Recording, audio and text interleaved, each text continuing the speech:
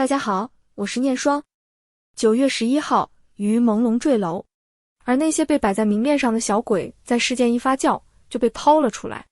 程青松是个编剧、导演，在圈子里有些人脉资源。他被爆出曾经潜规则过不止一位男艺人，包括在同一个小区离奇死亡的央视主持人鞭策。于朦胧出事后，他发了一条内容为好吃的微博之后，又迅速的删除。这简直就像凶手在案发现场留下一个得意的签名，充满了挑衅和炫耀。接着，范世琦，一个和于朦胧相识12年的好友，他被传当时就在现场扮演了出卖朋友的角色。尽管他极力否认，甚至提供了不在场证明，但他在于朦胧死后2天的一场演唱会上做出了一个搓揉肚子的奇怪动作。这个动作恰好与后来传闻中 USB 藏在胃里被剖开的细节不谋而合，这种诡异的巧合让无数网友不寒而栗。你看，程青松、范世琦，甚至包括那个被网友口诛笔伐的女星宋伊人，他们就像棋盘上的卒，被推到了最前面。他们的确可能参与其中，手上也沾满了肮脏的东西，但他们的级别充其量也就是个打手或者帮凶。把视线都集中在他们身上，恰恰是背后大佬最希望看到的结果。因为当民众在唾骂这些小鬼的时候，真正操盘的阎王们就有了足够的时间来清理现场，抹去痕迹。随着网友们锲而不舍的深挖，一个叫辛奇的年轻人浮出水面。公开资料显示，他年仅22岁，却已经是第一传媒公司的实际掌控人。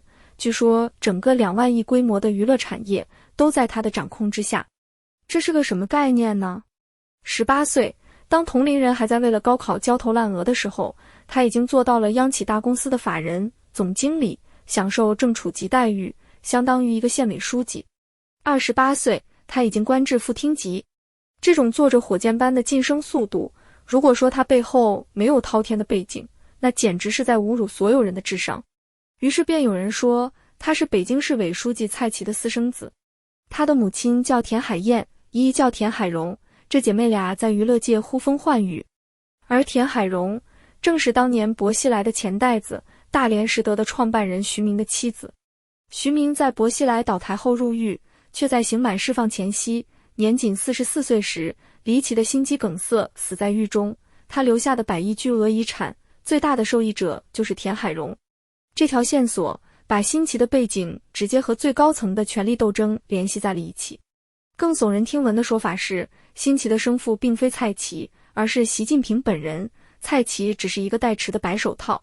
当然，这种说法目前无法证实，但它反映出一种公众的普遍认知，能做到这个份上，背后必然是最高级别的红色血脉。但是，挖到辛奇这里，故事就结束了吗？远没有。因为很快大家发现了一个悖论，这个所谓背景通天的辛奇和他父亲辛杰、哥哥辛小龙，竟然都是被中共官方记录在案的失信人员，是被限制高消费的老赖。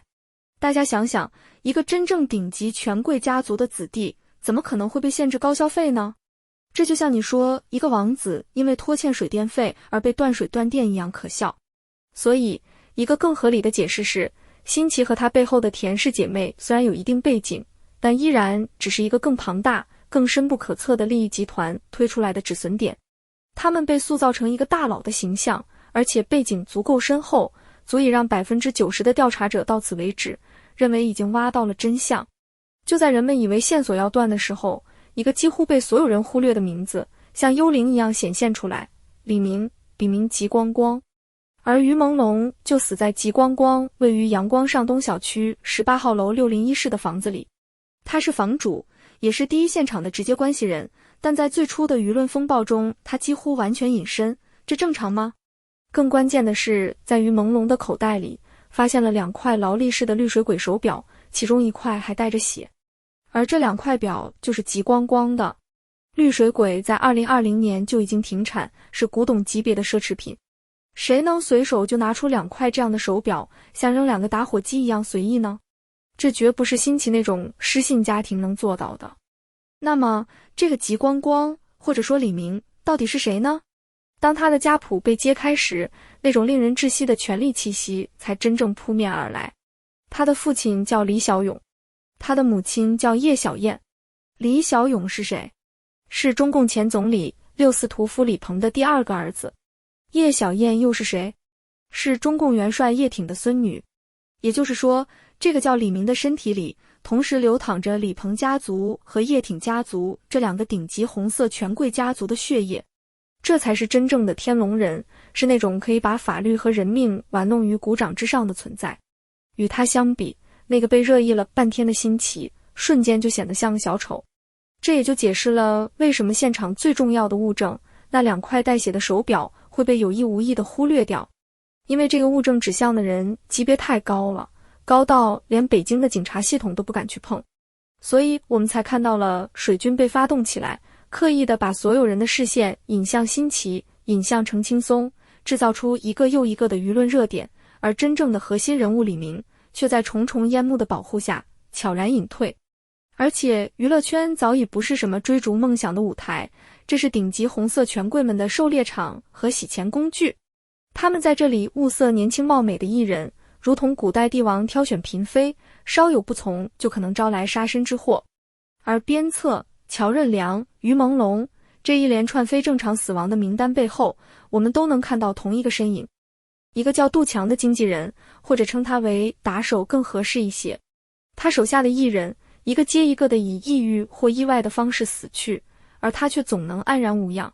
有爆料指出，此人有退役军官背景，甚至可能是一个职业杀手。这也就解释了为什么那些1米8几的男艺人会被他控制得如同惊弓之鸟。于朦胧在人群中看到杜强的一瞬间，脸上的笑容立刻消失，那种下意识的恐惧反应是装不出来的，那是在无数次的殴打和折磨之后才会形成的条件反射。所以你看，一个完整的犯罪链条已经浮现了。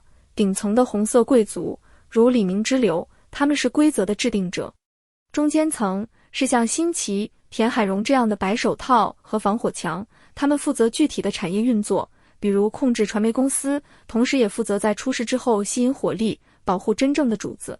最底层就是像杜强这样的打手和执行者，他们负责直接的暴力控制和物理清除。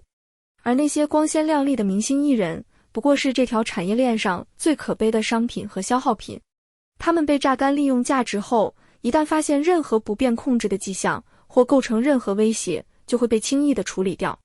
后续利用公开的企业信息查询工具，人们发现这个为了几十块钱的 T 恤认真写好评，在路边摊吃煎饼果子的年轻人，名下竟然密密麻麻地挂靠着多达45家公司。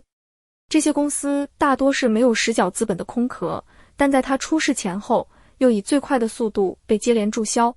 当网友们继续深挖，在这些公司的商标注册信息里，一个最不可思议的细节浮出水面，其中多家公司的经营范围被归入了国际分类第13类军火、烟火。这一下，事件的性质发生了根本性的巨变。这不再是娱乐圈的脏水，而是涉及到军火交易的顶级权贵黑幕。一个外形俊朗、身家清白的年轻演员，多么完美的伪装！用他的名义开设公司，用演艺合同的名义来走账，谁能想到这背后流转的资金购买的是炮弹和导弹呢？很快，另一位男星郭俊辰也被挖出有惊人相似的遭遇，同样被注册了人头公司，同样被归入了军火类别。这哪是巧合，这分明是一条流水线作业，一条专门物色、控制，然后利用年轻艺人进行高级犯罪的产业链。这个说法与我们前面挖出的极光光的家世形成了完美的闭环。他的父亲李小勇当年在武警部队服役时，就曾深陷走私军火的丑闻，并因此远遁海外。后来他又在香港涉及高达5亿元的金融诈骗案，在2名同伙被判死刑的情况下，他再次全身而退，移民新加坡。你看，父亲与军火走私有关，到了儿子这里用于朦胧的工作室注册军火业务，这难道又是巧合吗？有爆料甚至称，这些军火交易包含了对俄罗斯的秘密军援。至此，所有的谜团都有了答案。于朦胧很可能在被当作白手套的过程中，无意间掌握了足以动摇国本的证据，并且为了自保，将这些证据保存在了一个 U 盘里。所以他必须死。就算他那天逃过了一劫，也躲不过下一次。因为他知道的是这个红色帝国核心最阴暗的国家级犯罪。这也解释了为什么那位在网上发出血手印告冤书的母亲会突然失联，她很可能已被控制起来。为什么敢于为她发声的女星孙琳会意外地被花盆砸伤？为什么那位愿意免费代理案件的女律师会在公开发声后迅速被消失呢？这让我想起了晚清的红顶商人，比如胡雪岩。他们表面上是富可敌国的商人，实际上不过是左宗棠、李鸿章这些封疆大吏的钱袋子。当政治风向一变，或者当他们知道了太多秘密，他们的下场往往就是家破人亡。今天的这些年轻艺人，本质上就是新时代的白手套，只不过他们连胡雪岩的自主性都没有，更像是一次性的工具，用完即弃。中共体制性的邪恶才是最令人恐惧的。就在于朦胧事件在中国内销声之时，中南海的红墙之内，权力斗争已经开始。为了迎接即将到来的 APEC 峰会，中共驻韩大使馆提前打电话给首尔顶级的新罗酒店，霸气十足地要求包下全部462间客房和所有宴会厅。酒店方不敢怠慢，立刻强制取消了8对韩国新人早已预定好的婚礼。这派头俨然是天朝上国皇帝出巡的架势。然而就在9月27号，中方又来了一通电话，不住了，全部取消。没有解释，没有道歉，更没有赔偿。我们有理由相信，是党内那些刚刚在权力斗争中占了上风的派系，想在国际上让他当众丢脸，这正是削弱他国内权威最有效也最安全的手段。你看时间线，9月27号取消酒店，2天后的29号，中共中央政治局就召开了会议，会后发布的官方通稿文末藏着一句懂的人都懂的黑话。会议还研究了其他事项。话音刚落，一连串涉及江苏、辽宁、广东、内蒙古等战略重地的封疆大吏的重大人事调动就被公布了出来。这是一场权力版图的急剧洗牌。很明显，习近平在人事安排上做出了让步。这让我想起苏联解体前的戈尔巴乔夫。他在国内的改革陷入僵局，党内保守派和激进派两头受敌，权威严重受损。当他飞到克里米亚度假时，国内发生了819政变。虽然政变失败了，但当他返回莫斯科时，发现自己已经成了一个空头总统，叶利钦才是真正的掌权者。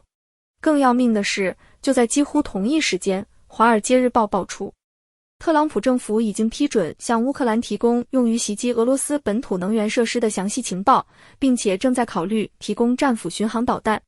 这对普京是釜底抽薪，对远在北京的习近平来说更是隔山打牛。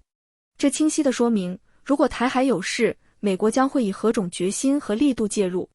同时，特朗普本人在社交媒体上发帖，为即将在 APEC 峰会上可能举行的川习会提前定调，直接点名贸易把戏，并发出最后通牒，核心议题就是大豆。左手是迫在眉睫的战斧导弹威胁，右手是关于大豆订单的公开逼宫，一个是军事上的巨大压力，一个是经济上的羞辱。内外交困，这4个字形容习近平当下的处境再贴切不过。而在海外，位于朦胧讨公道的全球联署人数迅速突破18万，还在持续攀升。这已经不再是粉丝行为，这是一场全民参与的对真相和公义的追求。如果你也对这起事件感到愤怒，请务必分享这期视频，让真相传播得更远。